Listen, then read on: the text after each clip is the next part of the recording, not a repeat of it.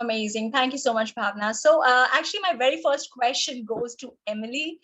Emily, as we already know, I mean, most of us will agree that, overconsumption is a problem in industry. Consumers are buying clothes more than ever to stock their wardrobe with the latest trends and fads. These trends are aggravated by numerous fast fashion brands offering clothes at really, really low cost. Clothes shopping has never been so easy, affordable, available, but very unfortunately. The result of this overwhelming trend of mindless buying pattern results in tons of used clothes in the landfill. When we think about the environmental footprint that it creates, the water, the energy consumption in the process of production of these garments, the microplastic pollution it creates, I mean, the amount of the production of making plastic fibers into textile is an energy intensive process. And I guess we do know that fossil fuel is being used immensely, introducing fabrics like polyester. So the question is, I mean, how do you think anti-consumption campaigns like Remakes, No New Clothes, and slow fashion movements, slow fashion season acts as a catalyst to change this? Because as we all know, that Remakes campaign just got over yesterday, and we are starting this 30 days detox from slow fashion season. So what do you think about it? We also would love to know, I mean, can OCD, I mean, obsessive consumption disorder, be curable? Is it curable at all? Yes, thank you so much for this question. I think this is it's a great opportunity that we're getting together today with Remake's No New Clothes pledge, 90 days of pledging to purchase no new clothing coming to an end, and slow fashion movement, slow fashion season getting started, because you can continue the momentum. Because what these two pledges, I believe, are really about is that personal journey to resetting your consumption habit. It's about that mindset shift. It's about reminding yourself to press pause before you buy. And that is something that's habit building, right? So you could maybe start with 90 days, you could build on it for 30 days, you could build on it for a year. This is how that momentum builds. And, while I'm not a psychologist, I'll leave that to Dr. Mair. I think we are all familiar with the psychological research that shows that buying something new creates that dopamine hit in the brain. And I personally think that it's very sinister that big fashion brands have spent a lot of time and money and research on figuring out how to manipulate that dopamine hit in people's brain and to trap people in that cycle of seeking that next dopamine hit of what am I going to buy next in order to seek that quick hit of pleasure. And I think that what's worse is they're exploiting those impulses for their outsized profits, right? And new research is even coming out that shows that a lot of people really want to quit fast fashion, and yet they're struggling to do so. And I find that really sad. ThredUp, which produces their resale industry report every year, their 2022 report shows that 74% of fast fashion shoppers know that buying fast fashion is having a harmful impact on the planet, but they continue to buy fast fashion anyway. And I think that just shows that there's this cognitive dissonance between like what people want to do and what they're actually doing. And it's no doubt leading to cycles of even more eco guilt. And then when we feel guilty about the way that we're behaving, perhaps we go out seeking that dopamine hit again, and then we fall deeper and deeper into this cycle. And so what do we do about this fast fashion paradox? And that's where we came up with the methodology of No New Clothes. And I know that you believe in with slow fashion season. It's that self-imposed forced pause that breaks you from that initial impulse to shop. So there's research, I'm sure Dr. Mair will speak on this as well too, that talks about how it takes 90 days to stick to any sort of habit building activity, whether it's a new exercise routine or quitting a habit like smoking. It can take that amount of time to build a habit that lasts. And so that's what we're trying to do with these anti-consumption pledges, right? put something in place so you get in the routine of automatically saying no to that impulse to buy, so that when that impulse comes back to you in the future, maybe it's down the line from your pledge, you already have the tools in place. You've done that mindset work to help you overcome that struggle to buy. Recently, with the pledge coming to the end and thinking about this program today, I've been having a lot of conversations with my community about why they personally have struggled to quit fast fashion, or why they think that other people struggle to quit fast fashion. And I think a lot of times, people say that it might be because of cost or convenience reasons. But when I really got into those issues deeper with folks, I've realized that there's something deeper at play, that it's actually more of, feeling longing or lack. And I'm really looking forward to the opportunity to talk about some of those deeper issues here today as well. Thank you for having me. We just wrapped up Remake's 90 Days of No New Clothes campaign. I'm proud to say that we had over 1,300 pledge takers and made an astonishing environmental impact. I think about 272,000 kilograms of CO2 saved and a stunning 619,000 US dollars saved from being spent on new clothing. That's huge. And today is really just the next day of keeping that pledge moving forward with the start of slow fashion season. So thank you for having me. Excited to talk about these topics today. These are things we can take action on anytime, whether it's during the No New Clothes pledge, slow fashion season, or throughout the rest of the year. We're all here to support you on that journey. Well, thank you, Emily. Thank you for your answer. We are going to build a little bit on that on our next question for Dr. Mair. Can I just come back? Yeah, could I just come back? I have some comments about that. Yeah, thanks, Emily. Great insights there. But I would like to make a point that the problem with the fashion industry is the entire fashion industry, not only fast fashion. And I will stand by that. So we can't just target the fast fashion industry, because that constitutes 99% of fashion that most people buy. And by making people feel bad about their purchases, what it happens is it increases the desire to behave in a bad way.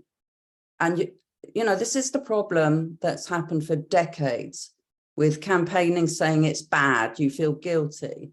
So we really have to understand the underlying problems, and you touched on some of these, Emily, the underlying problems of why we shop, why we do this, and they're mainly not related to shopping or fashion, but they're related to self-esteem, how we fit in with society, which of course fashion plays a role, but it's not about fashion.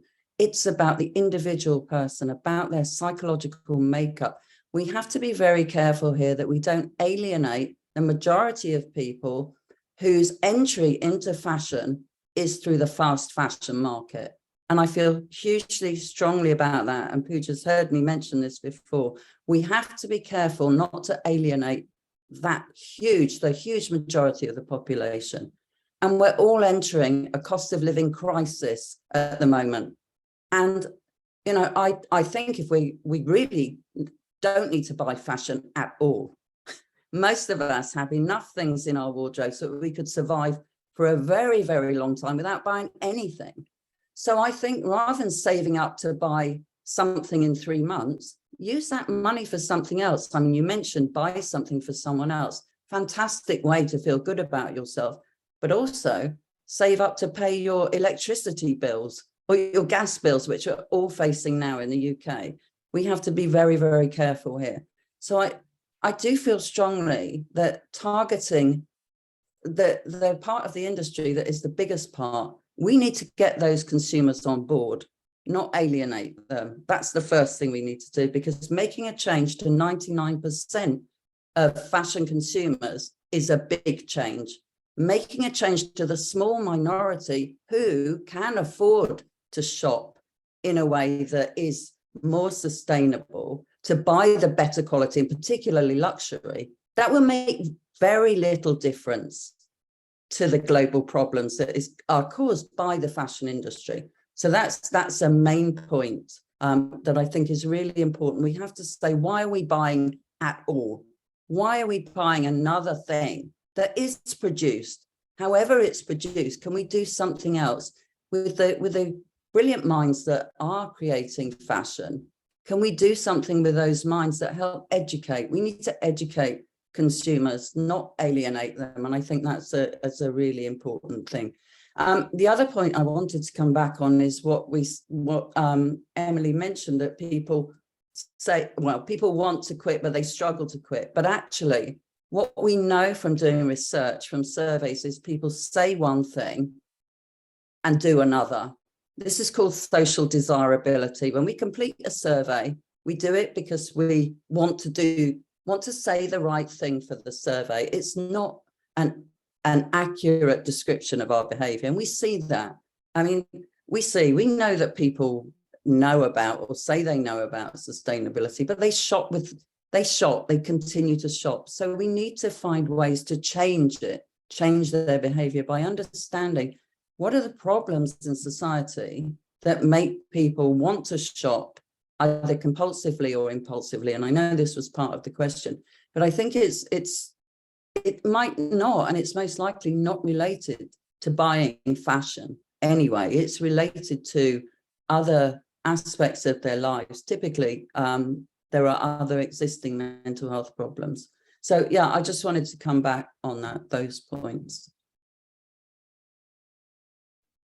Thank you, Dr. Mair. So just building on this, could you elaborate a little bit more on the role of psychology in the field of fashion, but also like to speak a little bit about how this knowledge on sustainable consumer behavior can benefit brands, but also the consumer? Well, there are 1,000 ways. Where do I start? How long have you got about where psychology can help the fashion industry or can be involved? So, I mean, for the topic that we're talking about, how do we help brands become more sustainable, more ethical, and how do we help consumers change their shopping habits in order to be more sustainable? And the issue is driven, it's a two-way process, but it's driven by the industry overproducing. And what we need to see is production on demand rather than to supply. And in order to get that, we have to understand what consumers want, not what the brands think they want.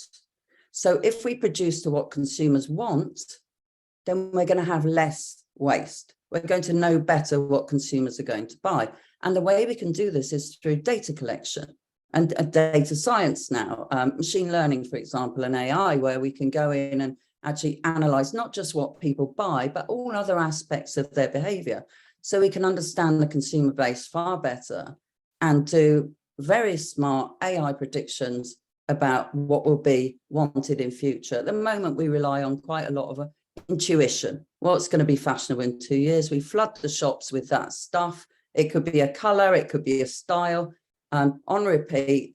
And then it becomes a self-fulfilling prophecy that what you can buy is this style or assortment that has been predicted 2 years in advance, but it's not necessarily what people want.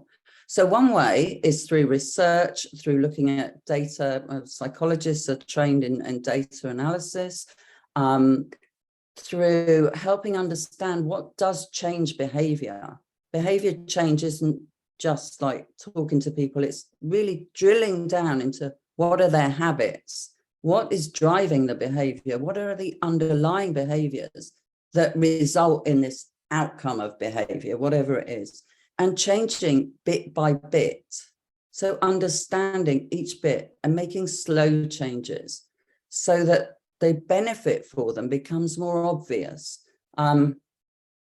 And for some people, it happens more quickly and other people take longer. So sustainability is a clear way of doing it. How do brands message? How do they communicate with their consumers? What do they do to show that they are being sustainable or they're creating a circular fashion system? That's one way. inclusion and diversity is something else that I've worked in with several brands, ensuring that people, like all people, are represented in fashion. And it's not just a question of, we'll have models who look different. In terms of skin tone, for example, we want to see that in front of the camera, of course, in imagery and on social media and marketing and so on, but also behind the camera in the companies. So companies having a much more diverse workforce. And psychologists can help with that. Because one way is we know it's not just about targets, it's about, so how is the diverse workforce, how is that included? So it's not just a numbers game, it becomes about inclusion, real inclusion, and all types of people. I struggle to see disability represented fairly in the fashion industry across all brands, most brands. Also in sizing, which we know is different, not only across brands, but within brands. This can cause people a lot of psychological issues. They feel very upset when they think they're a size 12 and they go into a store and they have to wear, they don't fit into the size 12. They get very upset without understanding that these numbers are quite arbitrary. They're not real numbers, and actually a size 12 in one brand's assortment can be 4 different sizes. So that's another way. Looking at human resources, how are people treated across the workforce, within the company, and peripheral people who work with the company externally but involved in the company, making sure their well-being, and so on. I mean, there's 1,000 ways. I could talk forever on that. Sorry. Yeah. Thank you so much, Dr. Mair. I really appreciate the insight is very intriguing. Well, definitely the role of psychology in fashion is so profound.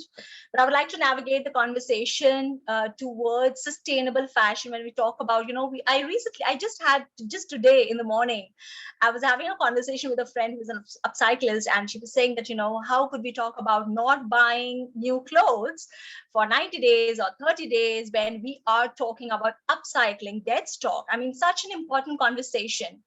I guess there is, sustainability is a spectrum. And Emily, I would love to know, what do you think about, according to recent stats, we see that the pre-loved, you are a champion of pre-loved and vintage fashion.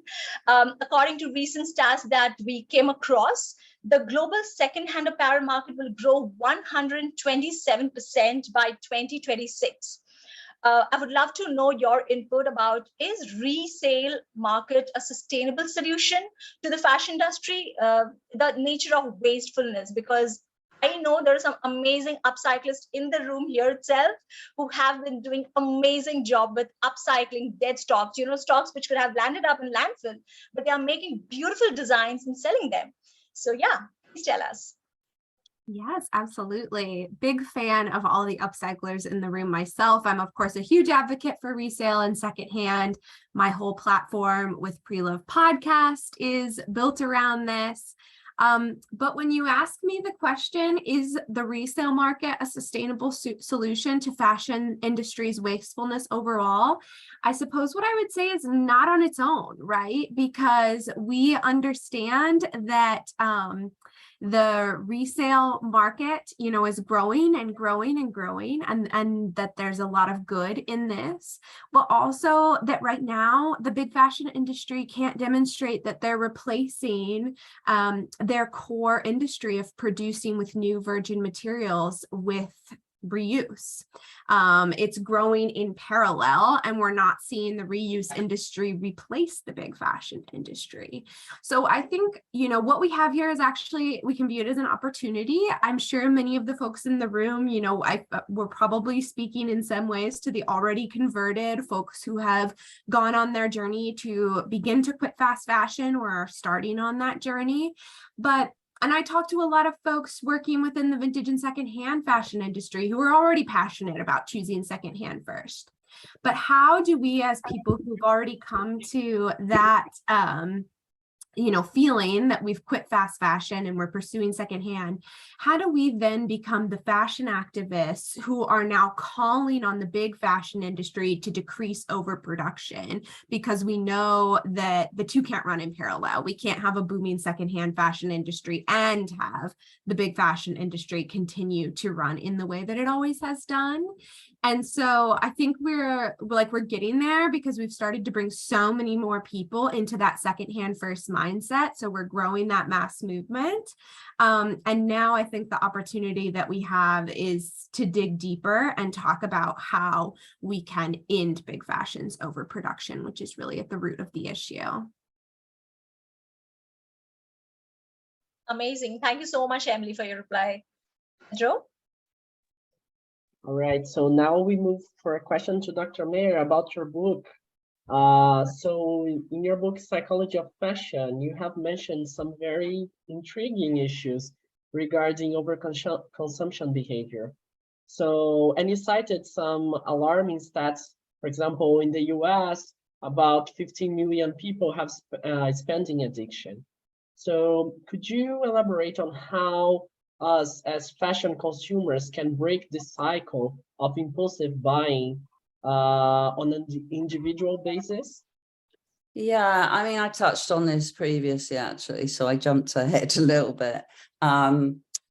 So people who tend to shop impulsively and or compulsively typically have underlying psychological problems. They might be depressed or feeling low mood or have anxiety issues. They may have low self-esteem. They may be chasing the dream of this perfection or a particular lifestyle that's promoted through the fashion industry. They maybe have an unrealistic sense of self. All these issues compel or propel people to shop in an impulsive way. We hear a lot about retail therapy, shopping therapy, and do that, sort yourself out, you're in a bad mood, go shopping. And it does work for a lot of people. But the problem is if this impulsive shopping becomes a habit, which it can do, it can develop into compulsive buying behavior. Okay, so that's something that people should be aware of.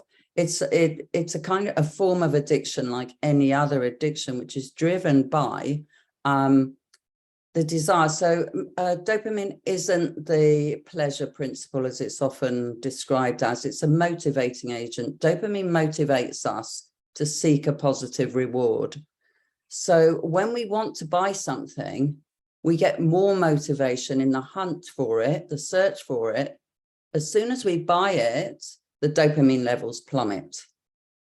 And then what we find is that over time, not only do we feel that we need some new motivation, something else to feed our need, we also get fed up with what we've got because we habituate. We get bored with what we've got. And that's whether that's fashion, food, things that we do. For example, if we walk into a room that's very bright, suddenly our eyes will go like, wow, that's blinding almost. But after a while, our eyes adjust, and it's exactly the same with any sense. We habituate to it. So one, we habituate to what we buy. So it doesn't give us pleasure anymore. Plus the dopamine's plummeted. We don't have this sense of excitement. And so the dopamine, in order to help solve that situation, the dopamine motivates us again to find this thing that will ease our need. And so the hunt for it increases the dopamine, and then we have it, and then it plummets again. And the cycle continues that we need more, and more often. So it's the same as with any addiction. We need more of it. The same one fix, if you like, that sorted us out the first time won't work the next time. We need 1.5 or 2, and so on. So you can see how it works. I mean, there's a huge statistic of people, and I mean, that was an estimate, but it turns out that women in the studies that I quoted in my book tend to be more women. And that could be because there's far more fashion assortment for women than for men, but that's changing. And it also could be that men tend not to report their feelings or their insecurities as much as women do. Again, that's changing. So, but yeah, so the way to solve it, I think that was your question. The way, how do we get around it? How do we help people change their behavior? Well, don't make them feel guilty. That's the first thing, because when you make people feel guilty, they get this feeling, oh, it's like a sin. It makes me want to do it. It sends a sense of desire. Yeah. And then they feel like, anybody who's been on a diet will know, one fail, when you can't eat something, you eat it, and then you think, what the heck? What the heck? I'll give up now. So don't make people feel guilty. That's the first thing to do. Understand the underlying reasons and research into compulsive buying disorder, which is not a mental health issue in the UK, I have to say. It's part of obsessive compulsive disorder, I believe in the US, but not in the UK. It's not considered a mental health issue in the UK. So research into this has found the best way to help people overcome this shopping, excessive thinking about shopping. So it doesn't just have to be spending, just thinking about shopping, is to have CBT, so cognitive behavioral therapy, and attend support groups. And within 10 weeks of attending and having therapy, attending support groups, people's behaviors, shopping compulsive behaviors have reduced. So not necessarily been eliminated, but have reduced considerably. And they've also, psychologists have tried antidepressants and other SRIs, but the best results come from CBT. First of all, though, the person needs to acknowledge that they have a problem. That's number one. Yeah. Okay, Dr. Mair, be it compulsive disorder or impulsive disorder, I would really say that we all have our own unique journeys with regards to, our relationship with fashion is very unique. And when I was listening to Dr. Mair's insight about how the dopamine, the role of it, I really hope when we have that rush, instead of investing on a fast fashion brand, we would be more conscious and mindful and go to a vintage store or maybe a local small business around our home, or maybe resort to secondhand or invest our money, hard-earned money, on an upcyclist brand. With that, Emily, we know that Dr. Mair's book, Psychology of Fashion, has been really, really our go-to. It has been, very insightful for us as consumers. But then on the other hand, you are an icon for so many of us. I mean, you have been influencing us through your podcast. So my question to you, Emily, is that the digital platform have played a crucial role in promoting slow fashion lifestyle and sustainable clothing. So the pre-loved podcast that you have, I mean, you have been doing that for a while now, and the brilliant conversations around vintage and secondhand fashion as a sustainable solution and ethical alternative to fast fashion brands. If you could share with us a little bit about your journey. When did you begin? Why did you begin? And maybe how this beautiful journey of yours as a podcaster has been now, because I know that you're in the middle of a tour. You have been engaging with people not just on the digital platforms, but offline.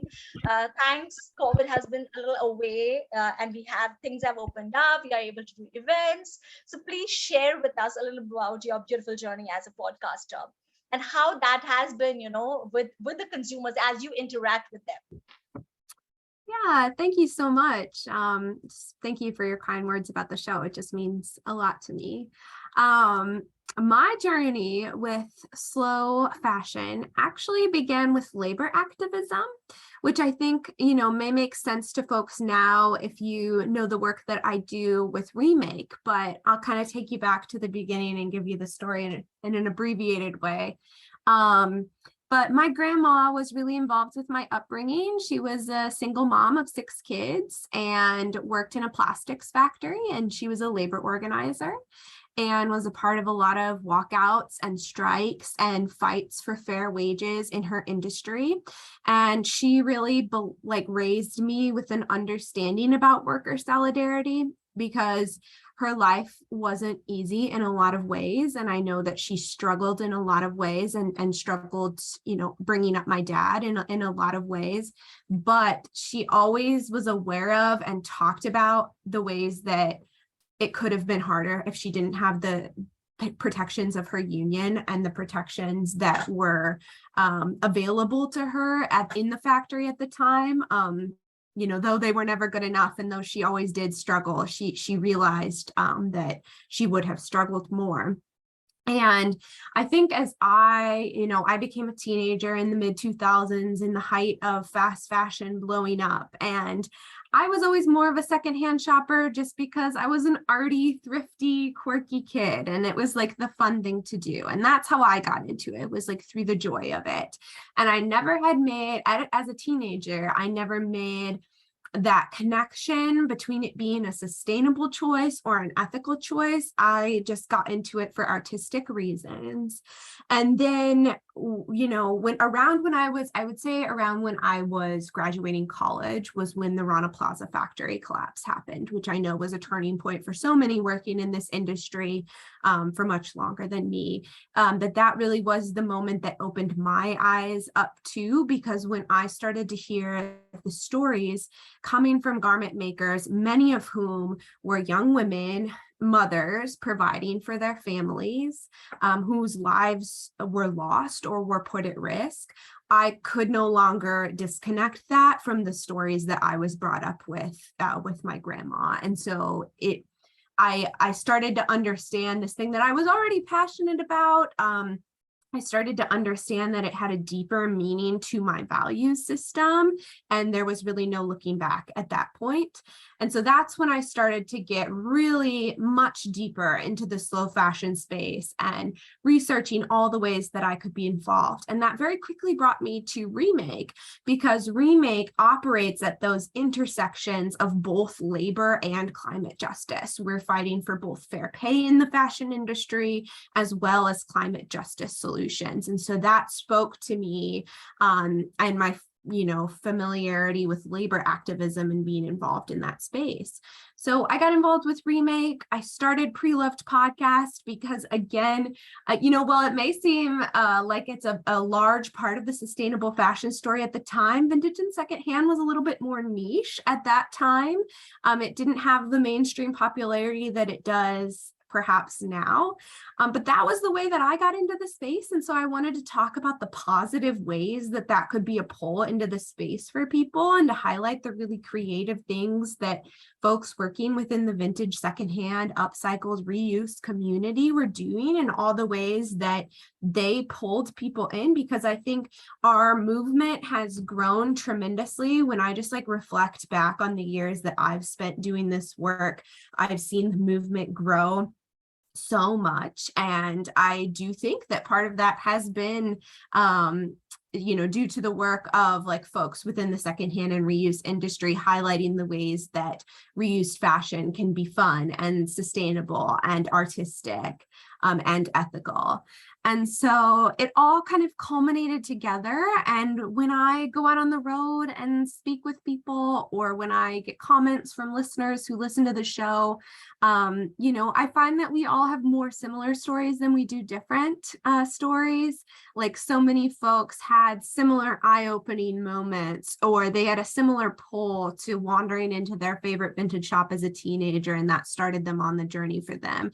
And so it just makes me think, again, tapping into those moments. And I reflect a lot just with community organizing work as what will be the eye-opening moment for this person, and thinking about how we can continue to open that door. So we're, like we said, pulling more people in to have a positive experience. I hope and believe that No New Clothes is that positive open door for many people, that it's their first, welcome into into the slow fashion movement space. And just, yeah, thinking about how we continue to provide those opportunities with folks. And if that way of bringing people in can be through one of the Stories of Preloved podcast, or can be through one of Remake's No New Clothes programs, you know, I would be deeply honored to provide that welcome to anyone in the community.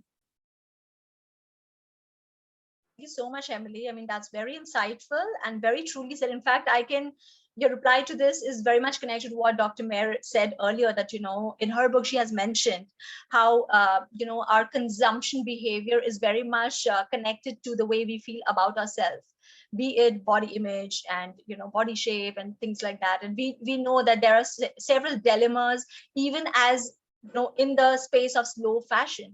And I really see our campaign Slow Fashion Season 2022 as an extension of the No New Clothes. So beautifully done. Thank you so much, Emily. Your journey has definitely been very inspirational for so many of us. Thank you. Yes, thank you, Emily. I want to say thank you too, because I think it's really beautiful that all of us are looking forward to this eye-opening moment, you know, of many people. And I think that our, you know, our fight is the same in the end of the day, you know, like to make people realize that, wow, this is possible to be done.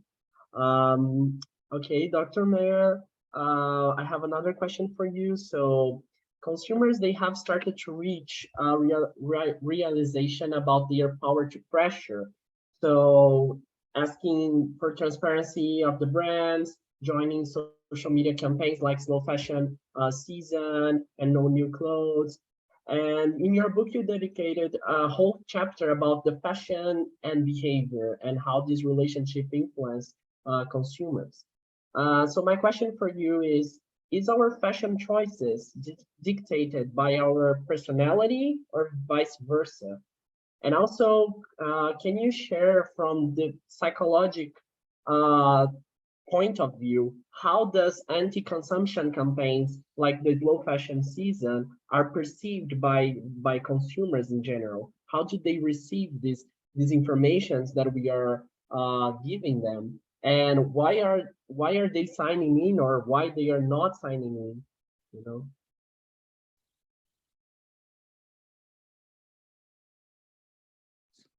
Sorry, muted.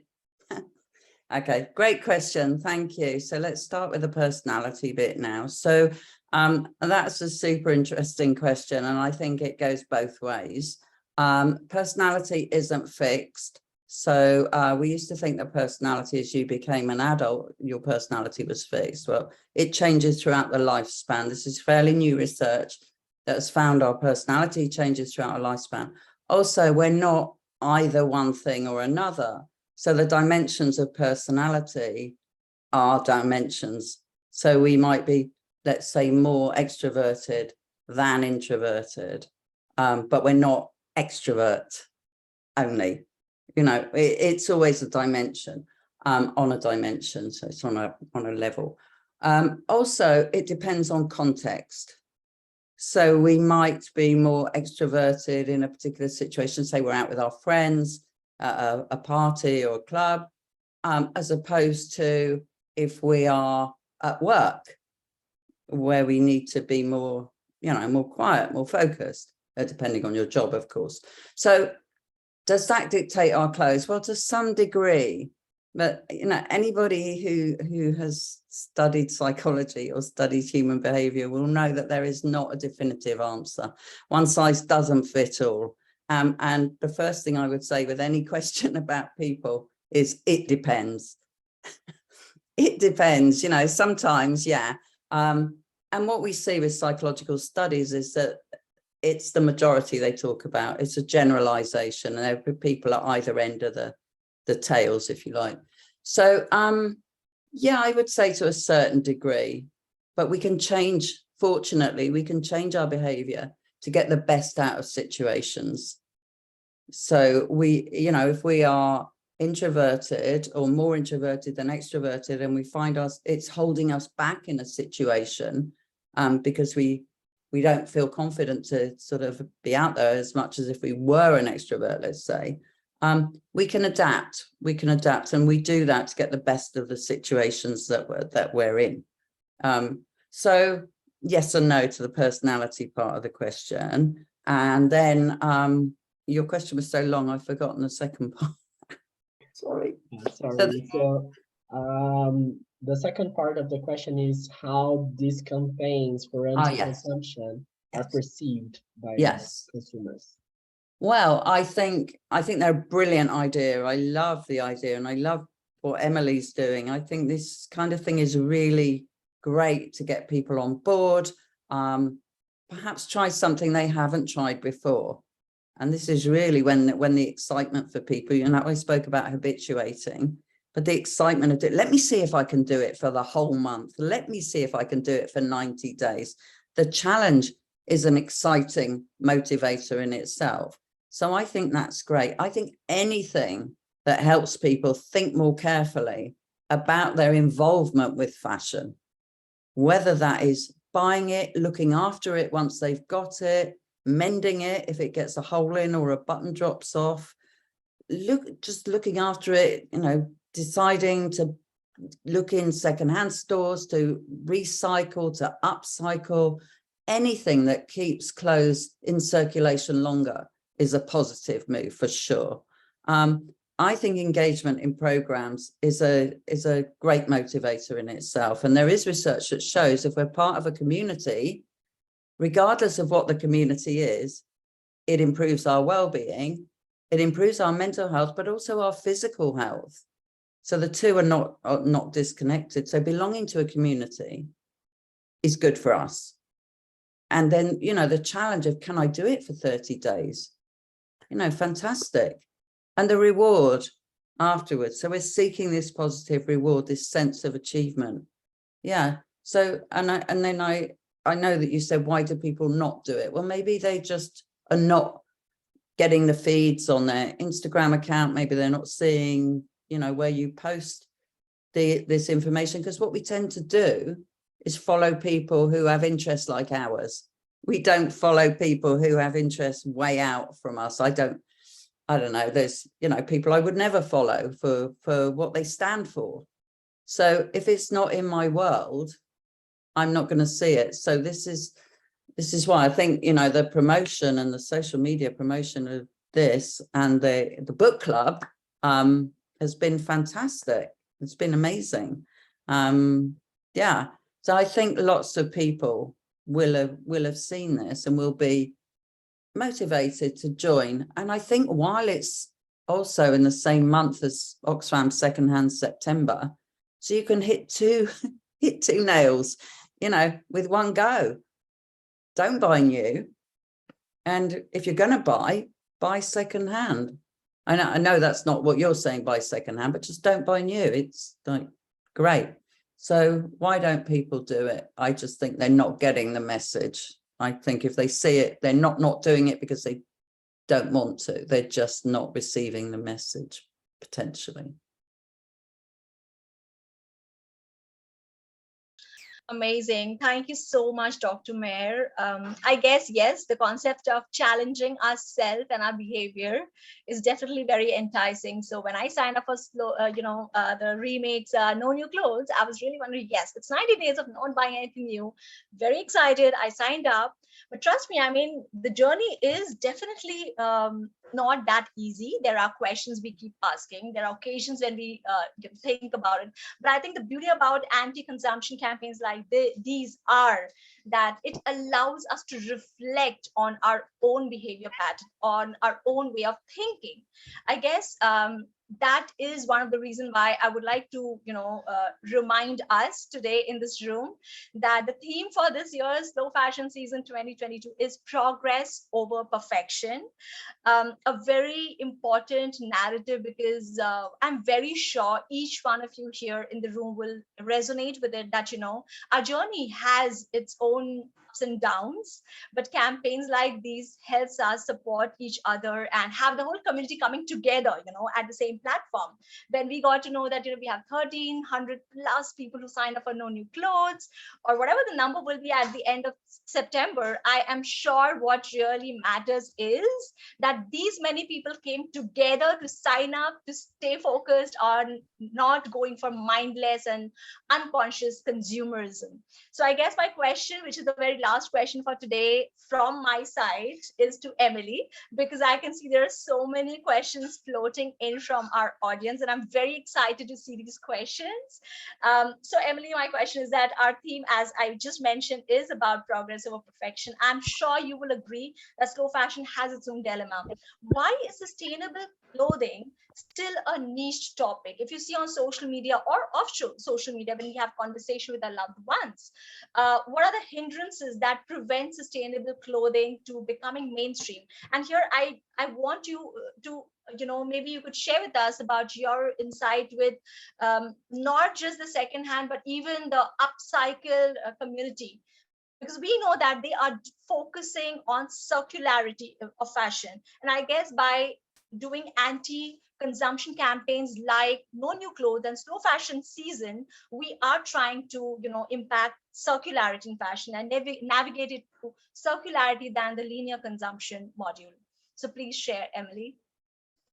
Yeah, I mean, I think that a lot of this, if we really dig deep, goes back to what Dr. Mair was saying at the beginning about how the deeper hindrance for stopping impulsive shopping is more of a deeper issue than it is some of the surface level issues that we might report. So for example, I think a lot of people, the first thing they might toss out about why they don't choose a more sustainable route or why they don't shop less, because of course shopping less, spending no money, is this very sustainable route, the most sustainable route. They might say things like talk about the cost of sustainable fashion or the accessibility or the styling options. Those might be things that, are reported. And while those things, those can be barriers to entry, I think so often it's more those deeper emotional feelings. So I think they haven't made the change because of the impulse to get swept up in emotion, the impulse to buy quickly, the impulse to cover up other voids, other things that are feeling lacking.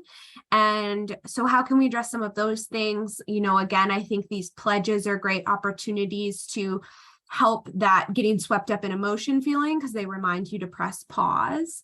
I think that, covering up other voids, I hope that through Remake, it's our goal that we can help people through some of that by connecting them with community, because sometimes, community is something that we perhaps feel that we lack. And so we try to connect folks with like-minded people who might feel the same way about these issues that they do, so they can build community bond, and that can help them to talk through some of these issues. I think another thing can be just not knowing personal style, feeling stuck in personal style for whatever reason, be it self-esteem, be it just feeling stuck in the moment, be it the time of life. And so we try to offer opportunities for creative styling workshops, things like this, just trying to think of what are some of those deeper issues that we as a movement can address, whether it's community building, creative styling and things like that.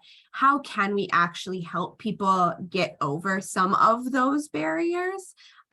Within our power as a movement, right? Like, what do we have the ability to change? So those are a few things that I hope we as a community are providing in order to help people surpass barriers to the slow fashion movement. Thank you so much, Emily. Thank you. With that, maybe we can start with the questions on the chat section, and may I hand it over to Bhavna. Thank you so much, Pooja, and thank you so much, Dr. Mair and Emily, for all the insights that you've shared. I think to sum it up, at least on myself, so I know I'm absorbing everything I've heard, I believe the reason we shop the way we shop is really as complex as it is, as what it means to be human, and why we want to invest in changing habits and lifestyles and adopting something more slow, sustainable, conscious is as unique as what makes us tick. And I think what's really special about the slow fashion community, Remake community, is that we can come together in appreciation of each other's unique stories, but also lessen the burden of trying to make the shift and doing it the right way. So like we just said, our theme for slow fashion season is progress over perfection. And we're hoping to strive for that as consumers, but also acknowledge that the industry has a long way to go, and we can celebrate the small wins while we strive for something better. So thank you so much. I have a lot of questions myself, but I will focus the attention on our audience questions. Let's see, who do we have first? I think Leah had a really interesting question. Leah Smith, she said, do you think fast fashion companies like Pretty Little Thing adopting secondhand shopping and platforms and integrating it into their marketplace could influence consumers to be more sustainable? So that's an interesting question. I think it goes back to which comes first. Is it brands making the switch that influences consumers, or is it consumers demanding for more that influences brands? So Dr. Mair, if you want to take this up first, and then we can go on to Emily. Yeah, sure. I think, as I mentioned, any initiative that keeps clothing in circulation longer has to be a good thing. So yeah, I think it's a positive move on behalf of that brand. So maybe they're doing it for an ulterior motive, I'm not sure. But getting these clothes into circulation longer, anything that keeps clothing out of landfill has to be good, So yeah, I think that's a positive move. I think in the end, it's a two-way process, and we've been talking about consumers voting with their wallets for decades now. And it is beginning to change. We're seeing a lot of pressure on the industry to change in terms of transparency, in particular around sustainability issues. I know there's several, court cases going on at the moment. So, this is serious now. I'm not saying it wasn't serious before, but, people are taking it more seriously now and are being more careful, let's say, about being honest and transparent in their processes. So in the end, I think on one hand, it is perhaps the people in the street, the consumers who do influence fashion industry. But ultimately, when people buy, when they see new fashion coming into the stores week and the next week and the next week and the next week, that incentive, that kind of desire to buy the new, even though they only bought something last week, is there. So in terms of slowing fashion down, let's slow down the cycles of the new assortments being dropped. That's one thing I would like to see. Let's slow that down and look after what we've got. So yeah, I think it's a two-way process. Thank you so much for sharing that. Emily, would love to hear what you think about fast fashion brands adopting secondhand and integrating that into their models as well, and how you think that affects the slow fashion community and even the larger fashion community. Absolutely. Thank you for that question. And I do apologize. I will have to run very shortly for another call that's coming right after this, but this has been an absolute joy, and I appreciate you all having me here today. I feel very complexly about big fashion brands like Pretty Little Thing, for example, offering a resale scheme, because like I talked about in the beginning, we're seeing those initiatives offered, but it's not decreasing their output of new production at all. And we know that with their output of new production and overproduction, they are continuing to exploit their garment makers. And so unfortunately, I don't see it as a root solution for the fashion industry's issues.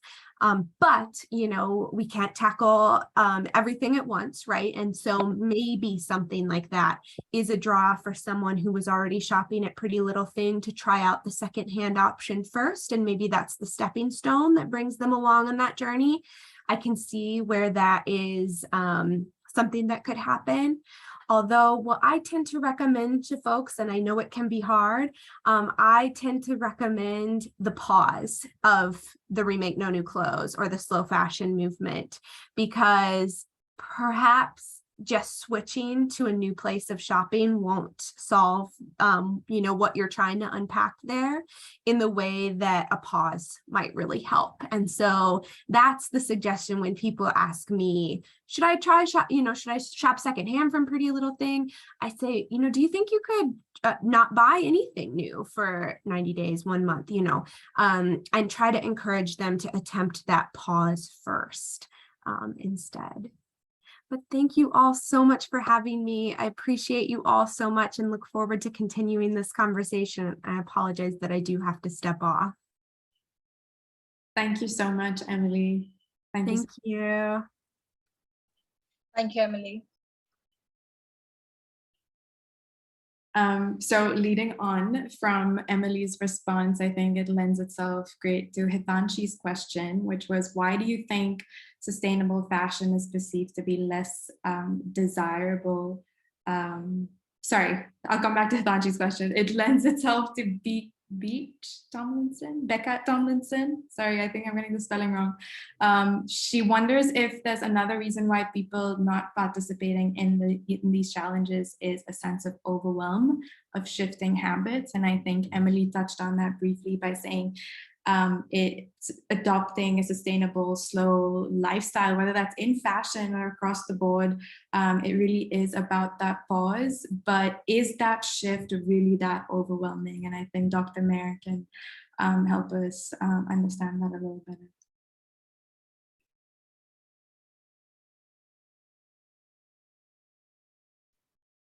Dr. Mair, I think you're on mute. Yeah, sorry. Yeah, it needn't be overwhelming. And perhaps I think maybe the term anti-consumption is a little bit challenging in itself.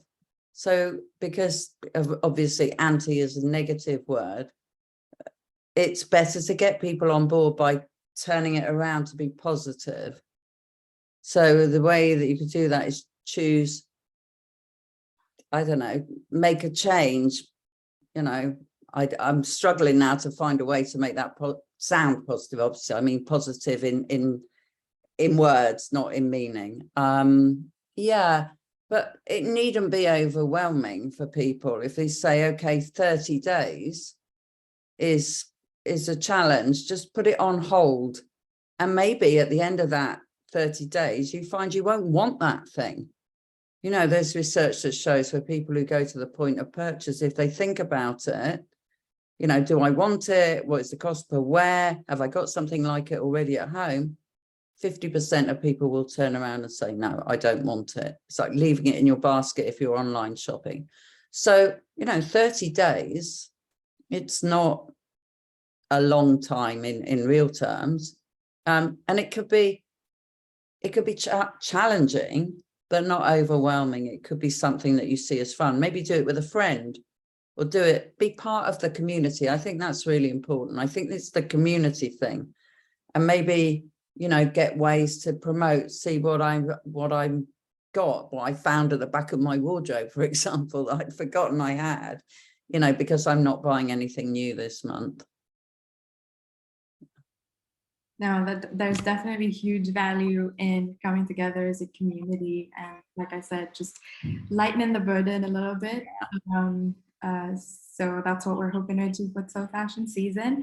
And I think after the pause, the next step is, and the question that we get asked the most is, what is the most conscious alternative? What is the most sustainable and ethical alternative, and how can I opt in? Something that we're trying to approach sensitively again through the Slow Fashion Season campaign, because there is no one absolute solution. Like I said, the industry is also working towards progress. There's no one perfect solution. So it's really about what makes sense for everybody's individual needs and making that shift, their motivations. And keeping in line with that question, Hitanshi wanted to reframe her question and ask, how can we help sustainable fashion brands break that psychological barrier and make sustainable fashion more desirable, especially when it comes to marketing? Yeah, well, that's a great question. And I think it's about how much a person values a product, in a sense. But if the product is out of the reach in financial terms of people, however much they would value it, it becomes something that they can't afford. And this is, you know, this is where I come from, really. The sustainable fashion items have been quite expensive, or relatively expensive in the past. And in being at that price level, it's out of reach of the majority of consumers. Not all, because there's plenty of people with plenty of money who still want to buy cheaper fashion. But it's out of the range of people who are at the lower end of the, you know, what they earn, the income, and affordable income. And I think that is an issue for a lot of people. Also, for quite a while now, and I believe it's changing, but this idea of buy less, spend more is not something that when you don't have money, you want to hear. You know, it's buy less, buy fewer, regardless. Look after, you know, think, and it's come from quite a privileged position. And this is the thing, if you don't have food, you don't have shelter, you don't have clothes for your children, you can't be thinking about, oh, I want to buy something that's more expensive to wear.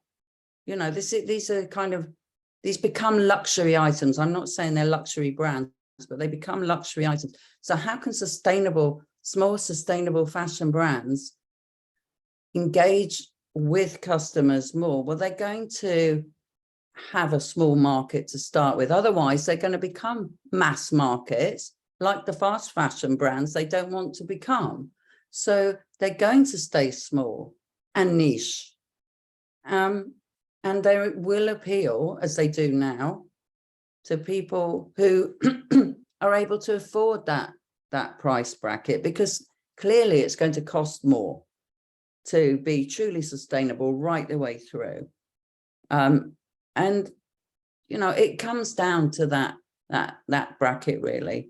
And how well does the product, whether it's made in a sustainable way, how well does that wash?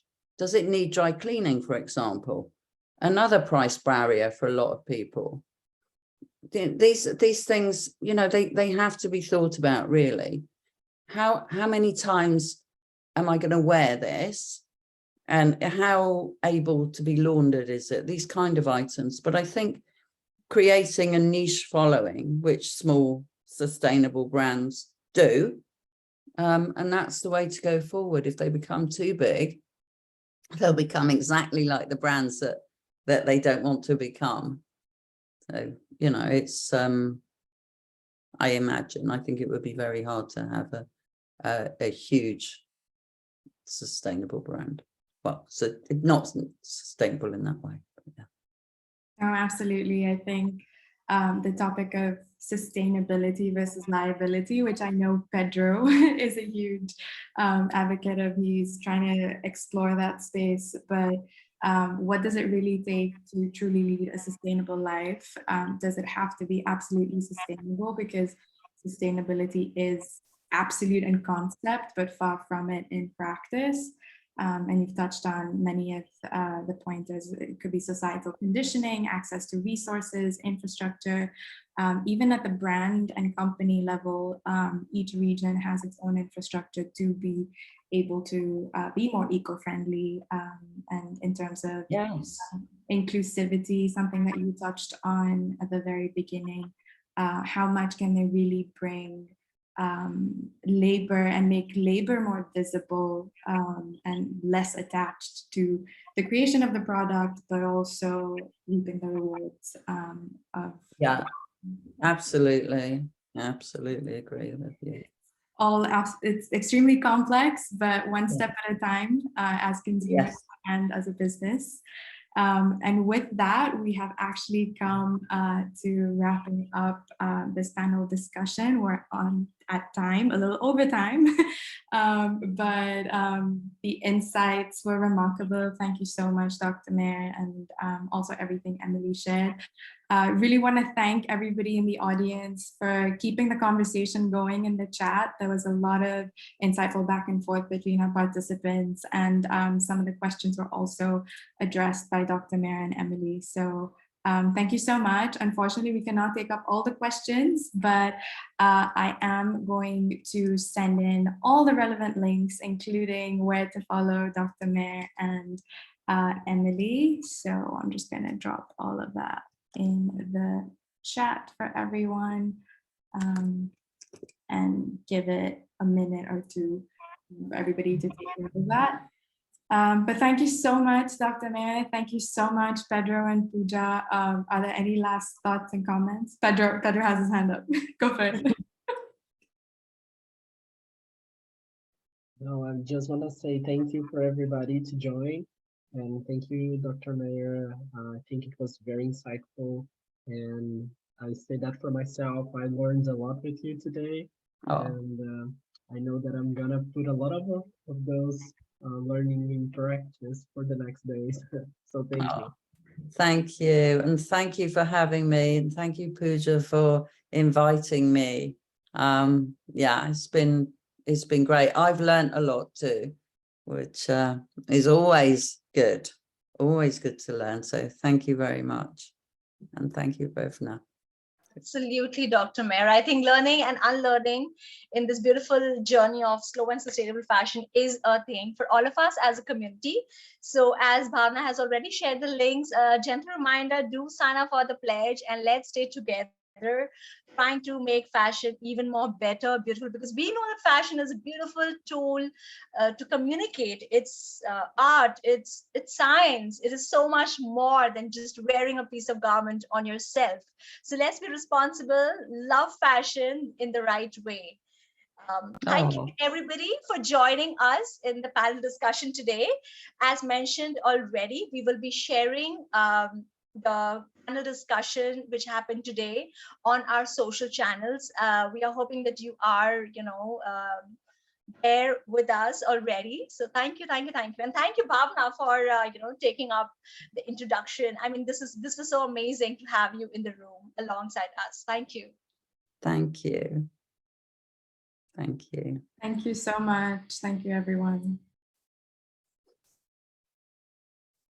I have left all the links in the chat. Thank you so much for asking, and hopefully we can all connect throughout So Fashion season. So we'll see you online on Instagram, LinkedIn, and our next couple of events.